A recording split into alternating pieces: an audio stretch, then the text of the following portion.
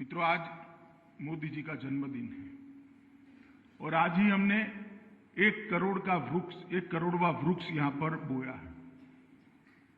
मोदी जी आजादी के बाद देश में ऐसे पहले मुख्यमंत्री थे और दुनिया में भी उस वक्त बहुत कम लोगों ने क्लाइमेट चेंज की ओर ध्यान दिया होगा। जलवायु परिवर्तन पर ध्यान देने की बहुत कम लोगों को रोड बनाते थे, बिल्डिंग बनाते थे, पीने के पानी की व्यवस्थाएं करते थे, शिक्षा के लिए संरचनाएं भी होती थी, विकास सभी क्षेत्रों में होता था।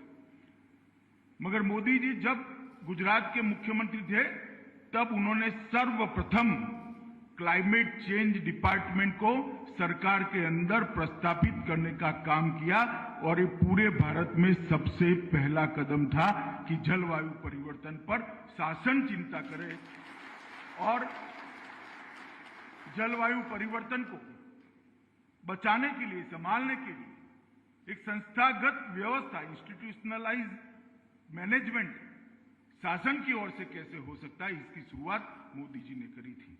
आज उन्हीं के जन्मदिन के दिन हम 1 करोड़वां वृक्ष यहां पर लगा रहे हैं और मुझे भरोसा है कि सीआरपीएफ के जवान ये जो वृक्ष इस बार सीआरपीएफ ने लगाए हैं उसकी एडवांस में नर्सरी भी बनाई गई है, मृत्यु दर को ध्यान में रखकर वृक्षों के, और उसको फिर से लगाने की व्यवस्था भी की है। जवानों के साथ वृक्षों को जोड़ने का वैज्ञानिक व्यवस्था भी किया गया है। तो ये सारे पौधे बहुत जल्द ही पृथ्वी के पर्यावरण की सेवा में लगेंगे, इसका मुझे विश्वास है। मित्रों, अंधाधुंध विकास, इसके कारण दुनिया के पर्यावरण को बहुत सारा नुकसान हुआ है। ग्लोबल वार्मिंग और क्लाइमेट चेंज ऐसे दो खतरे बने हैं जिसको किसी के, कोई भी देश के लिए दुश्मन की जरूरत ही नहीं। अभी अभी हम देख रहे हैं अतिवृष्टि, अकाल, भूस्खलन, ढेर सारे मामले ये जो अब दिखाई देने पड़े हैं, इसका मूल कारण क्लाइमेट चेंज है, जलवायु परिवर्तन है। पृथ्वी का तापमान बढ़ता ही जा रहा है। इसका मूल कारण है कि अंधाधुंध विकास और कार्बन उत्सर्जन के कारण ओजोन का जो स्तर है पृथ्वी और सूर्य के बीच में, वो स्तर धीरे धीरे धीरे धीरे पतला हो जाता है। ओजोन का स्तर ही सूर्य की प्रचंड गर्मी से पृथ्वी को जीने लायक बताए, मगर ये जो कार्बन उत्सर्जन का प्रमाण, उसका प्रतिशत हमने बढ़ा लिया, वो कार्बन ऊपर जाते जाते जाते ओजोन के साथ मिलता है और ओजोन के स्तर को क्षीण करता है, पतला करता है, कहीं छेद भी कर देता है। अगर ये प्रक्रिया को हमने नहीं रोकी तो एक दिन ऐसा आएगा कि पृथ्वी पर तापमान इतना बढ़ जाएगा कि मानव जीवन को बहुत परिश्रम पड़ेगा अपने आप को टिकाने के लिए। जैसा डीजी सीआरपीएफ ने कहा, प्रकृति का संतुलन जब भी बिगड़ता है तब विकृतियां आनी शुरू होती हैं और वो विकृतियों को बचाने का एकमात्र रास्ता है प्रकृति के संतुलन को बनाए रखना। प्रकृति का, कुदरती संपत्तियों का दोहन करना चाहिए, शोषण नहीं करना चाहिए।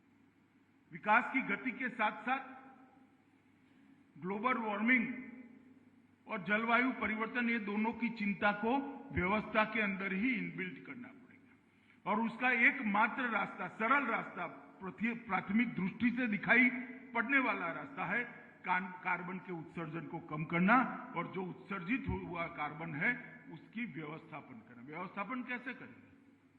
एक ही रास्ता है कि वृक्षों की संख्या बढ़ानी पड़ेगी, तभी जाकर ऑक्सीजन मिलती रहेगी और ओजोन के पड़ तक ये कार्बन नहीं पहुंचेगा। और इसीलिए 2 साल से हमने कार्यक्रम लिए हैं। गत साल भी हमने बहुत बड़ा वृक्षारोपण अभियान लिया था, लगभग 1,30,00,000 वृक्षों को लगाने का कार्यक्रम लिया था और 1,47,00,000 वृक्ष सीएपीएफ के जवानों ने लगाए थे और आज 1 करोड़ वृक्ष लगाने का काम समाप्त हो चुका है। और मैं देश भर में फैले हुए सीआरपीएफ और सीएपीएफ के सभी जवानों को मैं कहना चाहता हूं कि आप अपने आप को एक वृक्ष के साथ जोड़िए। मैं मेरा अनुभव बताता हूं, अगर एक बार अपने आप को एक वृक्ष के साथ जोड़ लोगे तो लगाव हो जाएगा, और वो लगाव आपको आत्मसंतुष्टि के लिए बहुत काम आएगा, आपका तनाव भी कम करेगा और आपको एक रचनात्मक दृष्टिकोण जीवन जीने के लिए भी देगा। क्योंकि सर्जन ही परमात्मा की सबसे बड़ी कृपा है, सबसे बड़ी कला है। अगर एक वृक्ष को बड़ा होते हुए हम देखते हैं और उसको हर रोज पानी पिलाने की व्यवस्था हमने करी है, ट्री गार्ड लगाने की व्यवस्था हमने की है, इसके प्रूनिंग की व्यवस्था कर उसको मजबूत बनाने की व्यवस्था हमने की है, तो जब ये बहुत बड़ा वृक्ष हो जाता है, छाया देने लगता है, हवा को शुद्ध करने लगता है, तब मन को जो संतोष मिलता है इसका कोई माप नहीं है, कोई नाप नहीं है। इसलिए मैं सभी जवानों को कहता हूं कि वृक्ष के साथ अपने आप को जुड़िए। लगाना तो सरकार का कार्यक्रम है, उसको जिंदा रखना, उसको बड़ा करना, एक पौधे को वृक्ष में परिवर्तित करना, वो सरकार का कार्यक्रम हो नहीं सकता, सीआरपीएफ के जवान का कार्यक्रम होना चाहिए। तभी जाकर हमारा जो लक्ष्य है वो लक्ष्य पूरा हो सकता है। धार्मिक दृष्टि से कई सारे पुराणों के अंदर, चाहे वराह पुराण हो, चाहे उपनिषद हो, चाहे वेद हो, उसने वृक्ष के महत्व को समझाया है। कई जगह पे लिखा गया है कि कई सारे कुएं बनाइए, कई तालाब बनाइए, इस सबसे ज्यादा फायदा एक पुत्र देता है, परंतु 10 पुत्रों से ज्यादा आपको संतोष और फायदा एक वृक्ष देता है। ये हमारे पुराणों की कही हुई युक्ति है। अभी पीपल का पौधा मेरे हाथों से यहां लगवाया गया। भगवत गीता में श्री कृष्ण ने कहा है कि वृक्षों में मैं पीपल हूं। वो इसलिए कहा कि सारे वृक्षों में श्रेष्ठ वृक्ष पीपल ही है, जो सबसे ज्यादा ऑक्सीजन वापस देता है और कार्बन डाइऑक्साइड को कंज्यूम करता है। कार्बन डाइऑक्साइड को कम करना, कार्बन मोनोऑक्साइड को कम करना और ऑक्सीजन को पृथ्वी को वापस देना, ये सबसे बड़ा अगर कोई काम करता है तो पीपल का वृक्ष करता है। वृक्ष में पीपल, नीम, इमली, वटवृक्ष, ये सारे ऐसे वृक्ष हैं जिनका आयुष्य भी लंबा है और ऑक्सीजन देने की भी क्षमता बहुत बड़ी है। और मैं जब ये कार्यक्रम शुरू करवाया तब बहुत आग्रह से मैंने किया था कि जिसका आयुष्य बहुत लंबा है ऐसे वृक्षों को ही लगाया जाए। उनको बड़ा करने में तो दिक्कत आ सकती है, परंतु बाद में उसका फायदा पृथ्वी को, देश को बहुत बड़ा हो सकता है।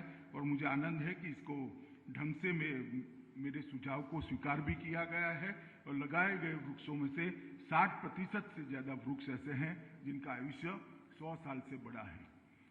मित्रों, आज मैं सीआरपीएफ के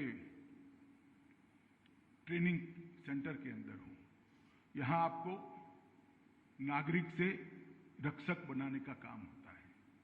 यहां हमको आम जन से देशभक्त सशस्त्र सेनानी बनाने का काम यहां होता है। और यहीं से आप एक शिस्त के अंदर, एक डिसिप्लिन के अंदर अपने जीवन को एक नए प्रकार के खाके के अंदर ढालने की शुरुआत करते हैं। आज मैं यहां आया हूं तब मैं इतना निश्चित कहना चाहता हूं कि सीआरपीएफ के 2000 से ज्यादा जवानों ने जो बलिदान दिया है, इसी के कारण आज हमारा देश सुरक्षित है और इसकी आंतरिक सुरक्षा सब है। जब बहुत सारी व्यवस्थाएं नहीं थी तब 1959 हो, भारत चीन सीमा पर सटा हुआ हॉट स्प्रिंग का हो या सरदार चौकी हो भूज के अंदर, हर जगह पे सबसे पहला दुश्मन को चैलेंज करने का काम किया तो सीआरपीएफ ने काम किया। और जब देश आगे बढ़ता गया, हमारी आजादी के बाद हमारी यात्रा आगे बढ़ती गई, परिवर्तन भी आता गया। सीआरपीएफ के काम में शुरू से आज तक देखो तो आमूलचूर परिवर्तन आया है, मगर मैं जब एनालिसिस करता हूं तो हमेशा पाता हूं कि हर परिवर्तन को सीआरपीएफ ने बहुत सहज तरीके से आत्मसात कर अपने आप को नए खाके में ढाला है। पहले देश की सीमाओं की सुरक्षा, आंतरिक सुरक्षा की जिम्मेदारी थी, फिर आंतरिक सुरक्षा की जिम्मेदारी आई, फिर दंगे रोकने की जिम्मेदारी आई, फिर वामपंथी उग्रवादियों के सामने लड़ने की जिम्मेदारी आई, चाहे नॉर्थ ईस्ट के थिएटर में काम करने की जिम्मेदारी आई, कश्मीर में काम करने की जिम्मेदारी आई। सीआरपीएफ के जवानों ने हर रिक्वायरमेंट के खाके में अपने आप को ढालकर हर रिक्वायरमेंट, हर अपेक्षा जो आपसे रखी गई उसको बखूबी निभाने का काम किया है और हर मोर्चे पर सीआरपीएफ की यश पताका को आपने गौरव के साथ आसमान तक ऊंचा लगाने का काम किया है। और जो सीआरपीएफ के इतिहास को ध्यान से जाने नहीं है, पहचाने नहीं है, इनको मेरा ये वाक्य थोड़ा अतिशयोक्ति लग सकता है, परंतु मैं सभी लोगों के सामने वाक्य इसलिए जरूर बोलना चाहता हूं कि मैं इसको वास्तविकता मानता हूं कि सीआरपीएफ के बगैर देश की आंतरिक सुरक्षा की कल्पना हो ही नहीं सकती है, बच ही नहीं।